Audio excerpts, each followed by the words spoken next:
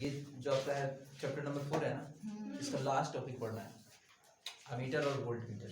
ठीक है, तो इसके साथ ही हम सीखेंगे कि पहले समझेंगे कि अमीटर क्या होता है, वोल्ट मीटर क्या होता है, इसका इस्तेमाल क्यों किया जाता है। ठीक है, और इसके साथ ही हम लोग पढ़ेंगे, आज सीखेंगे कि गैल्वेनोमीटर जो पढ़ चुके हैं ना हम लोग, ना पढ़े ना कि गैल्वेनोमीटर धारामापी, उस गैल्वेनोमीटर से कैसे अमीटर में बदला जाएगा और उसका इक्वेशन क्या होगा, साथ ही साथ उस गैल्वेनोमीटर से कैसे वोल्ट मीटर में बदला जाएगा, इन चीजों को भी सीखना है आज की क्लास में।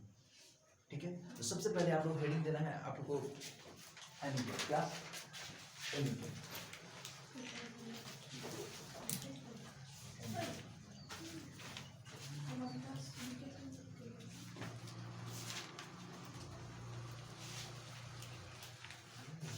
एमीटर का इस्तेमाल परिपथ में धारा को मापने के लिए किया जाता है।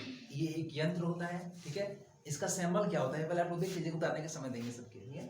आप लोग देखिए पहले इसका सिंबल होता है इस तरह से, ऐसे सिंबल इस तरह से बनाते हैं, ए लिखते हैं, इधर प्लस इधर माइनस लिखते हैं, इस तरह से सिंबल बनता है इसका।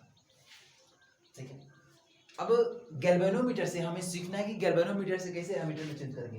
ये तो आसान है, सिर्फ इतना ध्यान रखना है इसका इस्तेमाल क्यों करेंगे, परिपथ में धारा को मापने के लिए। किसके लिए, धारा को मापने के लिए। ठीक है, तो इसका इस्तेमाल क्यों करते हैं, धारा को मापने के लिए, मापने के लिए, धारा को मापने के लिए इसका उपयोग किया जाता है। ठीक है, परिपथ में धारा को मापने के लिए किसका इस्तेमाल करेंगे हम लोग, एमीटर। ठीक है, अगला आप लोगों को यहीं से सीखना है कि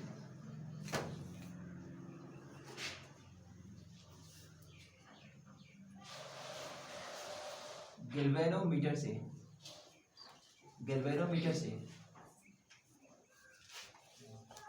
अमीटर, एमीटर होता है एक्चुअली, अमीटर होता है, एमीटर, एमीटर में परिवर्तन, परिवर्तन। ठीक है, अब हम गैल्वेनोमीटर से अमीटर में कैसे चेंज करेंगे। ठीक है, ये हमको ये सीखना है।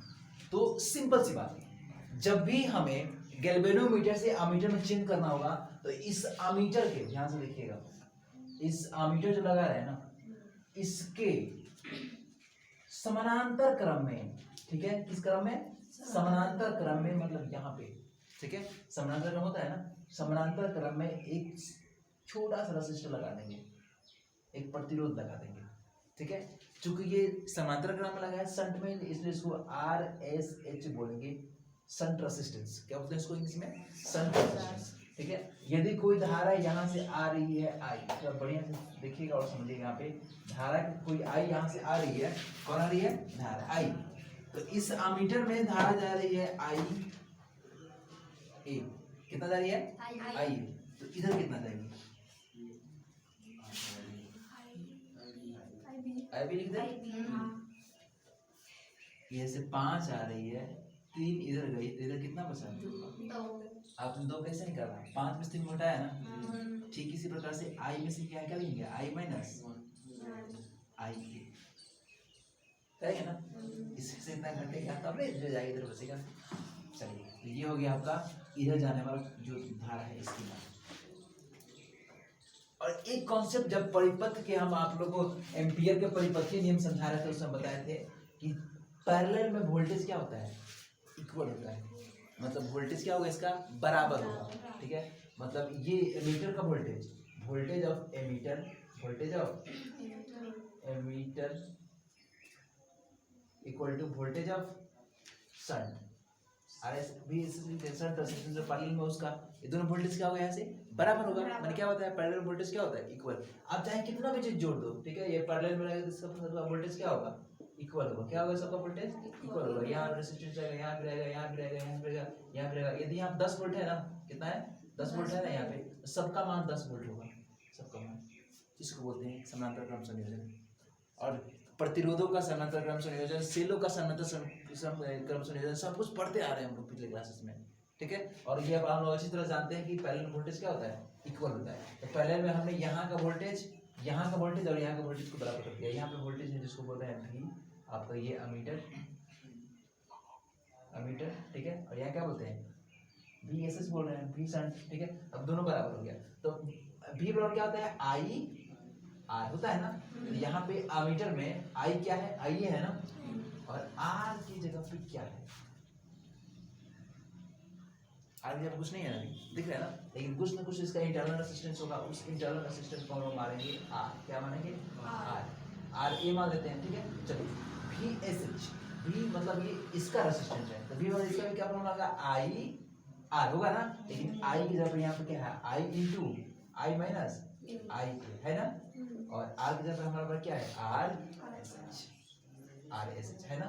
यदि हमको यहाँ से निकालना हो कोई भी चीज निकालना हो, मान लीजिए कि इसके आई ए का मान निकालना हो, धारा का मान, एमीटर में धारा का मान आई ए निकालना हो, तो क्या करेंगे हम बताइए, आई माइनस आई ए बटा आर ए हो जाएगा ना, आई गुना में क्या रहेगा, आर एस एच रहेगा ना, तो इसको बटा में लाया, यहाँ से आप धारा का मान निकाल सकते हैं, एमीटर में जो धारा है उसका मान कर ऐसे किया जाएगा। गैल्वेनोमीटर से हम पहले हम क्या किए, यहाँ से गैल्वेनोमीटर से अमीटर में इसको परिवर्तित कर दिया, कैसे, इसके समानांतर क्रम में क्या लगाकर, प्रतिरोध को लगा दिया, ठीक है। प्रतिरोध लगाने के बाद किससे बदल गया, गैल्वेनोमीटर से किससे बदल गया, एमीटर में, माफ कीजिए तो यहाँ गैल्वेनोमीटर है ये, गैल्वेनोमीटर से किससे बदल गया ये, एमीटर में, ठीक है। गैल्वेनोमीटर में से इसके प्रतिरोध में, इसके पैरेलल में लगा दिए हम क्या, प्रतिरोध, तो किसे बदल गया ये, एमीटर में, ठीक है। तो यहाँ पे आई जी लिख देते हैं, इससे ठीक रहेगा, आई माइनस आई जितना आई है उसको आई आर जी जी, ठीक है। ऐसे ए से भी डिनोट कर सकते हैं, कोई नहीं, जी रहेगा तो ठीक रहेगा। चलिए, तो ये ऐसे यहाँ से मान निकल गया। यदि हमको आर एस एच इस शंट रेजिस्टेंस कितना प्रतिरोध लगाए हैं, इसका मान निकालना हो तो कैसे निकालेंगे, देखिए ये गुना में चल जाएगा इसका, तो आई जी इंटू आर जी बटा में क्या हो जाएगा, आई माइनस आई जी हो जाएगा ना। देखिए तो सिंपल से इसको गुना करें, इसको भाग में दिए, इतना मान निकल गया ना। तो ये किसका होगा, शंट रेजिस्टेंस, जो हमने प्रतिरोध लगाया है ना इस गैल्वेनोमीटर को अमीटर में चेंज होने के लिए, उस प्रतिरोध का मान ऐसे निकलेगा, ठीक है। अब यहाँ से जो चीज निकाल सकते हैं, बस दो ही चीजें यहाँ पे मुझे इंपॉर्टेंट लग रहा है। तो ये था आपका एमीटर से गैल्वेनोमीटर में, गैल्वेनोमीटर से एमीटर में परिवर्तन, ठीक है। अब अगला टॉपिक देखिए, ये तो हो गया। हम पढ़ते हैं वोल्ट मीटर के बारे में, इसके बारे में वोल्ट मीटर। अब वोल्ट मीटर क्या होता है,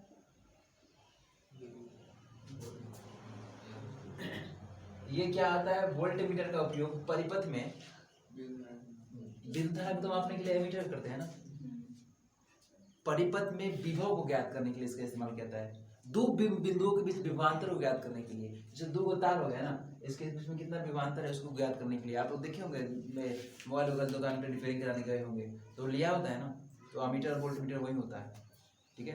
वो लगाता है, ऐसे बताता है इतना वोल्टेज है, इतना एम्पियर है, बताता है ना, वहाँ पे लिखता है, वही तो है ये, ठीक है। तो वोल्ट मीटर का इस्तेमाल परिपथ में दो बिंदुओं के बीच विभवांतर को ज्ञात करने के लिए किया जाता है।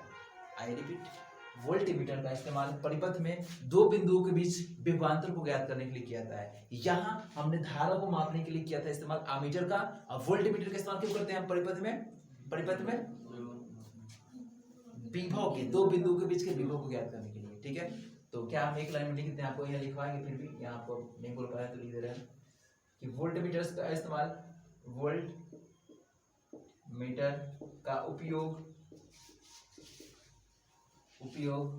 परिपथ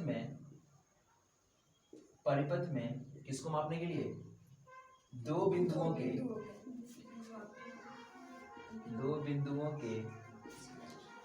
बीच विभवांतर को ज्ञात करने के लिए, विभवांतर को ज्ञात करने के लिए किया जाता है। मतलब दो बिंदु के यदि विभवांतर ज्ञात करना हो तो इसका इस्तेमाल क्यों करेंगे, किसका इस्तेमाल करेंगे हम लोग, वोल्ट मीटर, ठीक है। अब हम सीखते हैं कि गैल्वेनोमीटर से कैसे वोल्ट मीटर में बदला जाए, ठीक है। हमने गैल्वेनोमीटर से एमीटर में बदलना सीख लिया, ठीक है ना। कैसे बदलेंगे उसको, कैसे बदलेंगे, बोलिए कैसे बदलेंगे, इसके समानांतर क्रम में प्रतिरोध को जोड़ देंगे, ठीक है। इसके पैरेलल में एक प्रतिरोध, एक रेजिस्टर खाली जोड़ देंगे तो सीधा वो बन जाएगा आपका गैल्वेनोमीटर से एमीटर बन जाएगा, हम धारा माप लेंगे आराम से, ठीक है। आपको यहाँ पे धारा निकाल के दिखाया है हमने, प्रतिरोध जोड़े हैं उसका भी मान निकाल के यहाँ दिखा दिया, ठीक है। अब इसका देखिए सैंपल क्या होता है, ये जो हमारा वोल्ट मीटर होता है ना, इसका सैंपल कुछ इस तरह से होता है। आपका ये आएगा, ठीक है, और यहाँ पे वोल्टेज रहेगा प्लस माइनस इस तरह से, भी रहेगा बस यहाँ पे, ये होता है इसका संकेत वोल्ट मीटर का, ठीक है। अब हम सीखते हैं गैल्वेनोमीटर से, क्या सीखते हैं, गैल्वेनोमीटर से वोल्ट मीटर में परिवर्तन।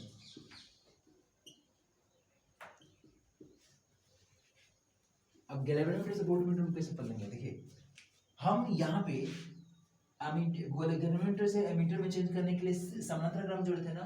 अब सिंपल को यहाँ कुछ नहीं करना है आप लोग को कि गैल्वेनोमीटर से, किसी से, गैल्वेनोमीटर के इसमें श्रेणी क्रम में एक प्रतिरोध को जोड़ देना है।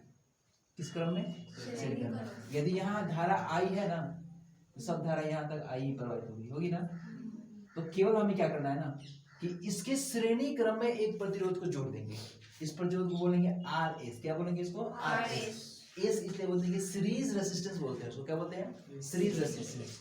यहाँ पे लिख दे रहे हैं आर एस मतलब होता है सीरीज रेजिस्टेंस, ठीक है। श्रेणी क्रम में जुड़ा हुआ एक ये प्रतिरोध है, ये हो गया आर एस एच। यहाँ पे इसको लिख देते हैं आर एस एच, इसको बोलते हैं हम लोग क्या, शंट रेजिस्टेंस। शंट रेजिस्टेंस बोलने का मतलब क्या है, ये समानांतर क्रम जो प्रतिरोध है वो क्या है, श्रेणी क्रम में जो प्रतिरोध, ठीक है।